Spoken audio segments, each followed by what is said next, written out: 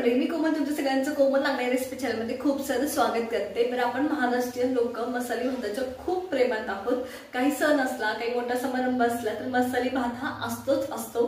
बरं, आज या मसाली भातापेक्षा वेगळं आपण काहीतरी करणार आहोत। भाताचाच प्रकार खडे मसाले वापरून खूप साधा सोपा हा खरं तर हैदराबादमध्ये केला जातो।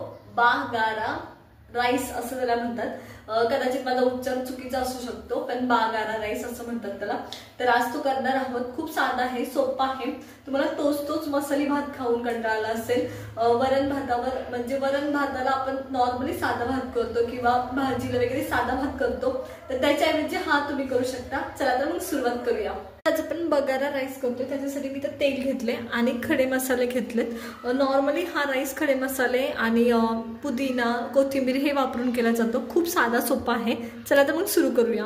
आधी सगळ्यात पहिले मी खडे मसाले टाकते, तर सगळ्यात पहिले तमालपत्र टाकलंय, त्याच्यानंतर दालचिनी टाकले।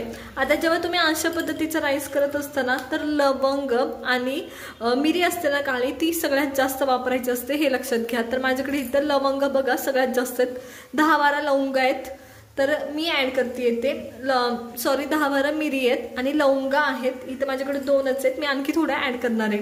तर हे सगळे मसाले व्यवस्थित परतून घ्यायचं। तुमच्याकडे जेवढे खडे मसाले आहेत, भातात जेवढे टाकले जातात तेवढे सगळे खडे मसाले ह्या भातात टाकले जातात। त्याच्यानंतर मी इथे कांदा आहे माझ्याकडे 1 वाटी, तुम्हाला जेवढा हवा तेवढा तुम्ही ह्याच्यात ऍड करू शकता। तर मी इथं कांदा घेतलाय, इथं माझ्याकडे 1 वाटी कांदा आहे, तो व्यवस्थित परतून घ्यायचा आहे तुम्हाला 1 ते 2 मिनिटं गुलाबी होईपर्यंत। तर चला परतून घेऊया।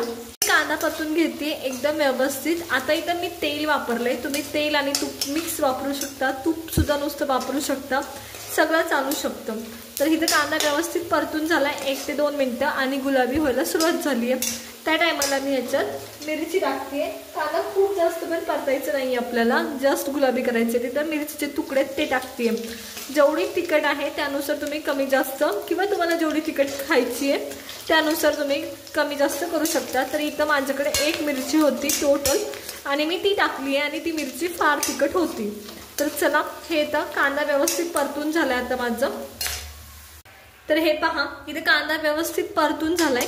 त्या टायमाला आपण याच्यात पुदिन्याची पाने माझ्याकडं, पुदिन्याची पाने ती तोडून टाकते मी या पद्धतीने।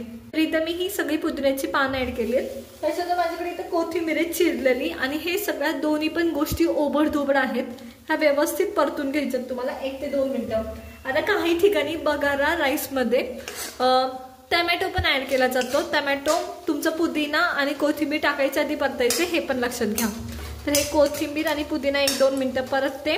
तुम्हाला गरज वाटलं तर तुम्ही जास्त तेल ऍड करू शकता, मी मीडियम तेल घातलंय, खूप जास्त पण नाही। पुदिना आणि कोथिंबीर 1-2 मिनिटं परतलाय, त्याच्यानंतर मी पाणी ऍड करते।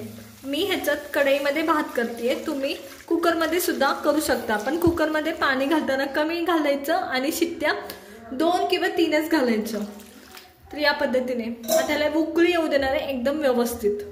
पाण्याला व्यवस्थित उकळी आली आहे त्या टायमाला मी 1 चमचा मीठ टाकते, म्हणजे चवीनुसार आपल्याला मीठ टाकायचं। पाण्याला उकळी आल्यानंतरून आपण भात ऍड करतोय। मीठ टाकल्याला आधी मी हलवून घेते व्यवस्थित, त्याच्यानंतर आपण भात ऍड करतोय। तर चला, माझ्याकडे इथं धुतलेला तांदूळ आहे, भात नाही सॉरी तांदूळ ऍड करतोय। तर इथं माझ्याकडे धुतलेलं तांदूळ आहे, हे व्यवस्थित ते ऍड करते। गॅस बारीक करते तांदूळ ऍड करताना आणि हे व्यवस्थित मिक्स करून घेते। आता तुम्हाला एक लक्षात घ्या, जेव्हा तुम्हाला भात हा मोकळा पाहिजे असतो तेव्हा तुमच्या भाताच्या 2.5 पट तुम्हाला पाणी टाकायचं असतं किंवा 3 पट टाकायचं असतं। भात किंवा तांदूळ कितपत म्हणजे शिजवा हे खरं तर त्या तांदळाच्या क्वालिटीवर, तो तांदूळ कुठला आहे, किती जुना आहे, किती नवीन आहे याच्यावर सगळं अवलंबून असतं। त्याच्यामुळं खरं तर भाताला किती पाणी टाकावं हे सांगणं अवघड असतं। तर चला, या पद्धतीने आता ह्याला एक उकळी काढूया व्यवस्थित आणखी। आता मी परत गॅस मोठा केलाय, एक व्यवस्थित छान अशी उकळी काढून घेऊया।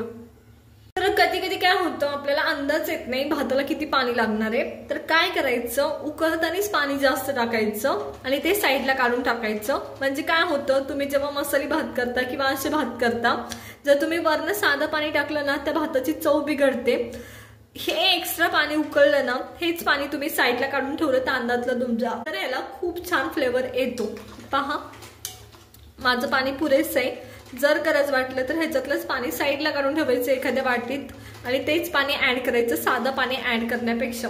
तर चला हे झालंय, उकळी आली आहे. आता ताट झाकूया आणि वाफ काढूया. त्याला एकदम व्यवस्थित उकळी आली आहे. मी ताट झाकणार आहे आणि गॅस बारीक करणार आहे. आधी गॅस बारीक केलाय, ताट झाकतोय आणि एक चांगली वाफ काढून घेतोय. आता कमीत कमी 10 ते 12 मिनिटं, कमीत कमी 10 मिनिटं. तुम्हाला हे ताट काढायची गरज नाही, 10 मिनिटं तरी भात शिजायला लागतात व्यवस्थित. तर चला वाट पाहूया 10 मिनिटासाठी. आता भात ठेवून जवळजवळ 10 मिनिटं झालेत आणि मी तुम्हाला काढून दाखवते कसं झालंय. खूप मोकळा फटफटीत होतो, हे पण लक्षात घ्या. काढताना थोडीशी काळजी घ्यायची, भात खूप गरम असतो आणि वाफ मोडण्याची शक्यता असते. तर हे पहा, या पद्धतीने होतो, खूप सुरेख झालाय. हे पहा, असा भात झालाय आणि एकदम मोकळा फटफटीत होतो. हा मी जिरा राईस तांदूळ घेतला होता, मोठावाला, थोडासा जाड असतो तो. तर मी तुम्हाला दाखवते. हे पहा, अगदी दाना दाना साईडला निघतो याचा, या पद्धतीने, आणि खूप खूप अप्रतिम होतो.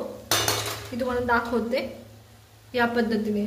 आणि हा भात चिकनची तुमचा रस्सा भाजी आहे किंवा नॉनव्हेजच्या भाज्या असतात त्याच्यासोबत अप्रतिम लागतो.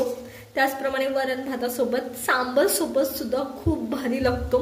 त्याच्यामुळं कशासोबतही तुम्ही खाऊ शकता. त्याचबरोबर नुसता असाच जेव्हा वास सुटायला लागतो ना भाताचा, घरात भात टाकला तेव्हाच अशी इच्छा होते की कधी होतोय आणि कधी खातोय, इतका भारी होतो. तर चला मी साईडला काढून घेते. इथं एकदम झटपट असा आपला हा बगारा राईस तयार आहे. फार अप्रतिम होतो, मऊ लुसलुशीत, तरी सुद्धा मोकळा फटफटीत असा खूप सुंदर होतो. नक्की ट्राय करा.